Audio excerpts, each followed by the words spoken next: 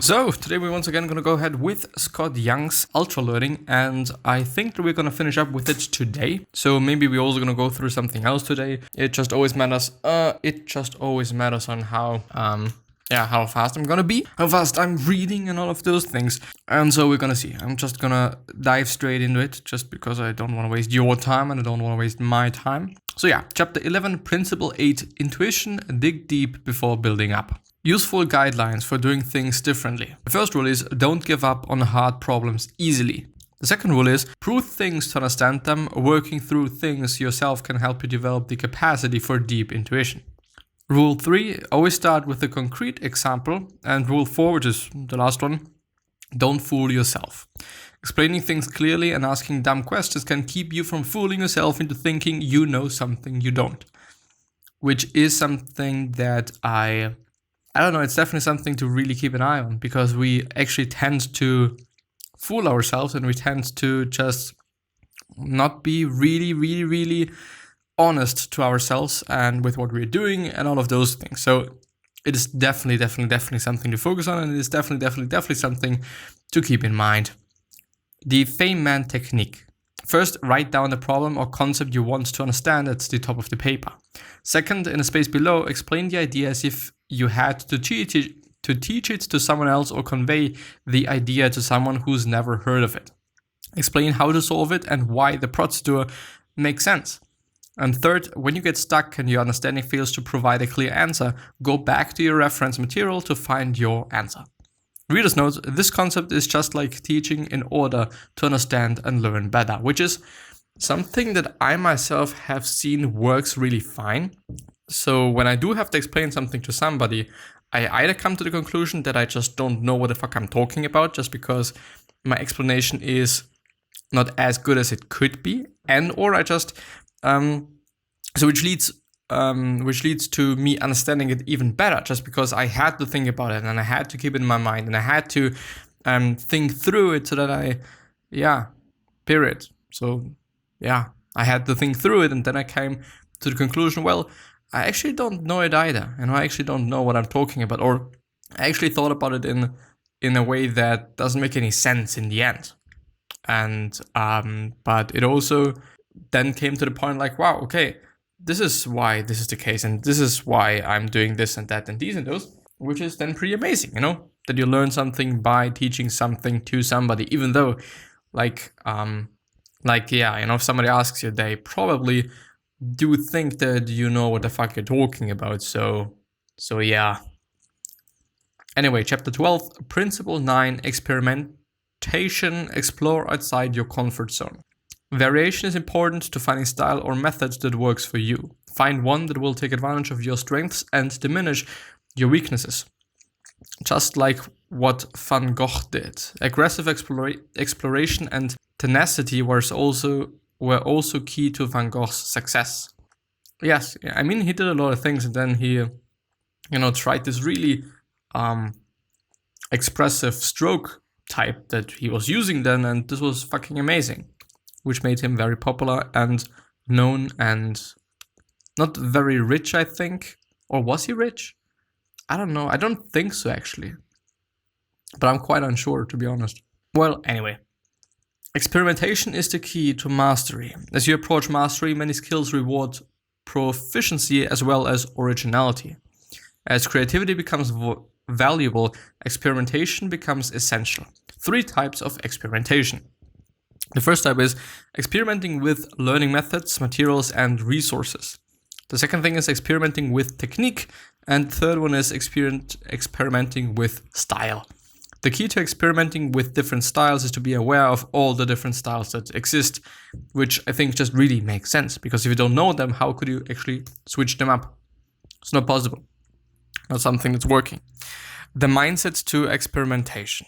Experimentation requires a growth mindset, as referenced by psychologist Carol Dweck by the book Mindset. Yeah, Mindset by Carol Dweck, which I've also gone through, even though I do think that I haven't finished it up. And I do believe that it is the only book up to this point that I haven't finished yet. Just because it was too difficult for me to go through. It's been really, first of all, a really long summary. And second of all, such a difficult one that I was just really unable to finish it. I really wasn't feeling good while going through it, and I myself didn't really get something out of it, which, by the way, is quite often the case, that I just read and really focus on reading it as perfectly as I can, which leads me to just not understanding anything that I'm actually reading, which I do think is something that we all somehow know, and it's not something cool. It's something pretty fucked up and not amazing. So yeah. So how to experiment? Copy and then create. Compare methods side by side, which is the second point. The third point is introduce new constraints. The best innovations come from working within constraints. The fourth, find your superpower in the hybrid of unrelated skills. And the fifth, explore the extremes. Chapter 13, your first Ultralearning project. Step 1, do your research. Ultralearning packing checklist. What topic are you going to learn and its approximate scope? He suggests starting with a narrow scope and expanding it as needed. The second thing is the primary resources you're going to use. And the third, a benchmark for how others I have successfully learned this skill or subject. What a benchmark for how others have successfully learned this skill or subject. Okay. The fourth, direct practice activities. And the fifth is backup materials and also drills. Step 2, schedule your time. Consistency breeds good habits, reducing the effort required to study. Step 3, execute it. And step 4, review your results. Step 5, choose to maintain or master what you have learned. If you want to maintain your skills, schedule in time to practice it every so often or try to integrate your new skill into your life somehow. And the last point is, sometimes the cost of relearning a skill is smaller than the cost of keeping it constantly sharp. One reason, maybe you might have learned more than you actually need. Also, relearning is generally easier than first time learning. Yes, that's fucking definitely the case. 100%. Alternatives to ultralearning, low-intensity habits, and formal instruction. Being an ultralearner doesn't imply that everything one learns has to be done in the most aggressive and dramatic fashion possible. Two main alternative strategies to ultralearning to see how they fit into a bigger picture of lifelong learning. Alternative strategy 1 is low-intensity habits. These work well when engaging in learning. When engaging in learning is spontaneous, frustration level is low, and learning is automatically rewarding. Enjoyment tends to come from being good at things. Once you feel competent in a skill, it starts to get a lot more fun. Yes, it is something that I've seen with quite a lot of things, actually. I do think the best example is my diploma. I am having a diploma in graphic design in theory. So yeah, but I just actually don't have a diploma like in my hands or some shit, which is a very, very, very, very strange thing. But anyway, in the first beginning, it's been such a difficult fucking topic. It's been about, I don't know what it's even called. I don't remember. Well, in the end, it's actually been quite difficult. Quite a difficult thing. Also, the software that we have been using was quite difficult. And so, in the end, the learning scheme or the learning graph was very, very steep. And but in the end, it was quite a lot of fun just because I knew what I have to do and I knew what I want to do and I knew how to do things. And so in the end, it was way more fun than in the very first beginning, even though I do want to say in the very first beginning, I was really pumped and I was really looking forward to working on that stuff. But in the end, I, just in the middle of it, I felt like, wow, it's actually quite a lot of work. And I just actually don't know what the fuck I'm doing. And this is not something that's quite amazing. But yeah, in the end, everything was quite fun and everything was quite good. So yeah. Therefore, he thinks pursuing aggressive ultralearning projects is often the surer way to enjoy learning more, as you're more likely to reach a level where learning automatically becomes fun. Alternative strategy 2, formal structured education. The benefits of formal structured education is it allows you to interact with people in groups and with teachers or mentors. And yes, I do believe that as bad as our educational system might be, which might not necessarily be my opinion, but I do think just being in a group, being with other people, being with somebody that seems to know things, or just should know things, let's actually put it like that, I think it is a cool thing, and I think it is a good concept per se, but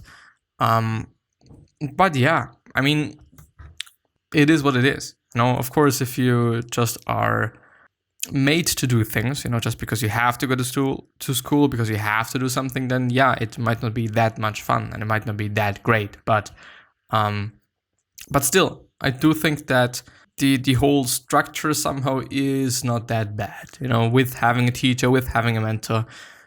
Yeah, but anyway, I really don't want to actually discuss that because I haven't made up my mind on that. So I don't actually know what I think about the school system, what I just, quote unquote, believe in it, what I think it is good or what it is bad or not. And if this is the case, I just don't really want to kind of, discuss that just because, what should I say? Chapter 14, an unconventional education. Psychologists recognize large difference between goals pursued intrinsically based on their own decisions, interests, and targets, and goals that they pursue extrinsically, pushed by overbearing parents, punishing curricula, or demanding employers. The later type, because the motivation for conforming them comes primarily from outside social pressure, The later type, because the motivation for conforming to them comes primarily from outside social pressure, are the cause of such misery, or of much misery. How to raise an ultralearner. So for everyone that is a parent, there you go. Laszlo Polgara, the man who raised his 3 daughters to be chess geniuses, outlined in his book How to Turn Any Normal, Healthy Child into a Genius. Book reference, Bring Up Genius, and there is the other one by Laszlo Polgar. First step is to start early. Education should begin no later than 3, and specialization to begin no later than 6. There is evidence from other fields that children's brains are more plastic and flexible when younger. The second step is to specialize. Even though the girls learned mathematics, language, sports, and other subjects, their focus was always in chess. Yet they played 5 to 6 hours per day. By specializing in one subject, the children could reach proficiency at an early age. Winning against older and more experienced opponents in chess which built their self-confidence and competitive spirit so that they actively wanted to practice more to improve themselves. The third step was to make practice into play. Keeping the game fun and light was a key stepping stone to developing a drive and self-confidence that would support more serious effort later.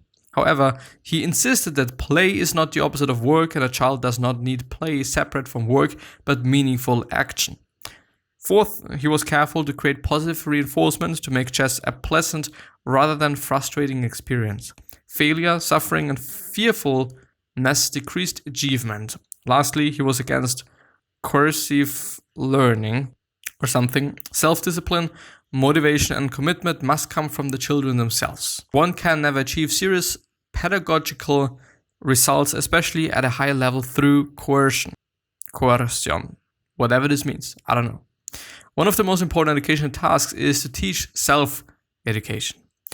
In the beginning, you start with projects that are more unique until your skill level and self-confidence builds up. When your skill increases, you can challenge yourself and create a competitive environment. In the workplace, make learning a priority and create a culture of learning.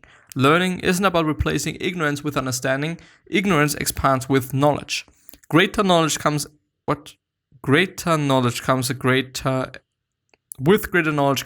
appreciation for all the qualities that remain unanswered. Confidence must be paired with great humility. Yeah, because if it is not the case, then you probably are arrogant, which is not a cool thing.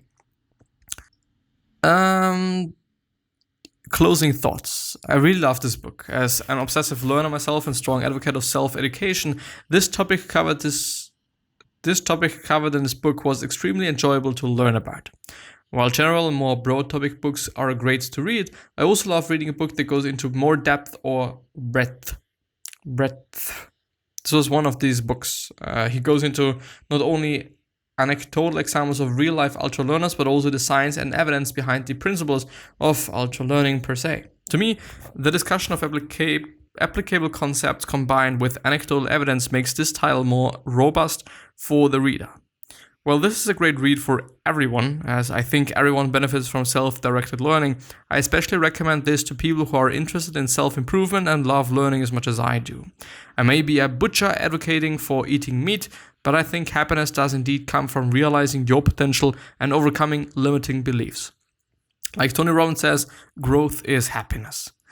One takeaway and putting into practice. My one personal takeaway would be a simple one. Start my own ultralearning project. When I look at my long-term goals, 1 to 5 year goals, there are two things that come to my mind what I want to learn and really want to get good at. The first one is stand-up comedy and the second one is podcasting and or interviewing. Both have to do with skills of communicating and speaking, which are two of my strengths.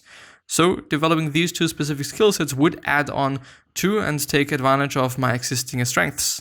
My plan for stand-up this year was to create a schedule for direct practice by doing open mics at least once per week and get feedback from fellow comedians and friends. However, since the pandemic closed down comedy clubs and bars, my adjusted plan is to continue writing jokes, film myself doing test sets, and find opportunities to practice my material in front small groups of people. For podcasting, I plan to launch within the next year and start getting direct practice through interviewing guests. From there, I can solicit feedback and learn as I go, which I believe is a pretty good idea. And this book is rated 4.5 out of 5, which is also pretty cool and pretty good. And so maybe, you might check it out, or you might also not check it out. It depends on, I don't know, like if you're interested in learning, if you're interested in getting better, if you're interested in just these things, then please check it out. If you're not, then don't. Period. There's actually something else that I wanted to say, but I forgot about it. Maybe some thought of mine before I end the episode, or let's do it like this. I wish you the best health, of happiness, and all success, and also hope that you're gonna write yourself and you're gonna be remembered, which basically means your legacy, and basically means just being a nice person and then being remembered as a nice person, which is a pretty fucking cool thing. 3 other questions that I have you are: why are you here? What are you trying to change, and what is bothering you the most? These 3 questions are hopefully gonna show you your purpose and maybe even a business idea, which is a pretty fucking cool thing. 3 other questions that I have you are: why are you here? What are you trying to change, and what is bothering you the most? These 3 questions hopefully going to show you your purpose and maybe even a business idea, which is a pretty cool thing.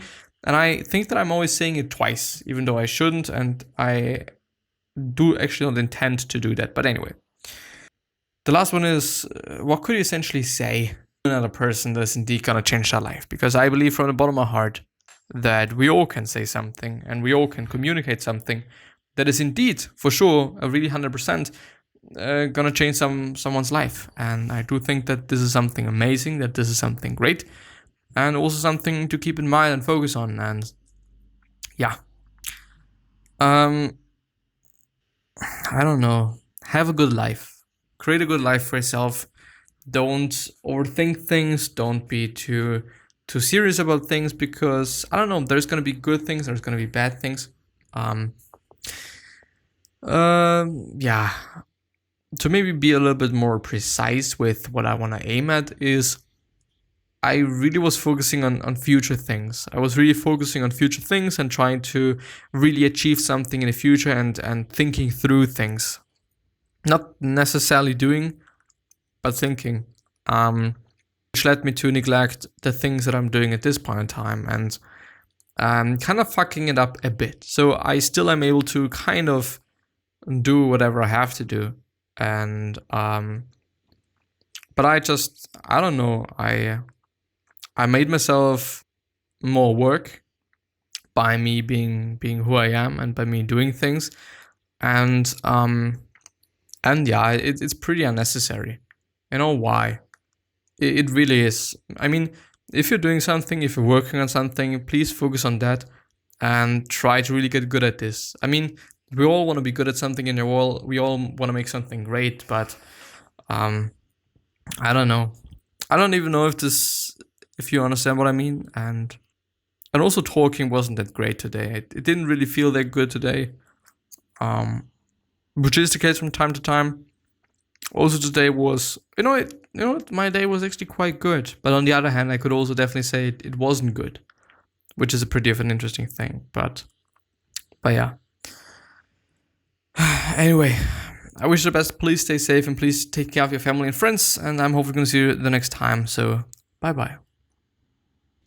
Maybe I'm also trying to be overly positive. Maybe I'm trying to be overly happy and make myself feel happy and all of that stuff. So, but I don't know. I just don't know. I'm going to see you next time. Bye-bye.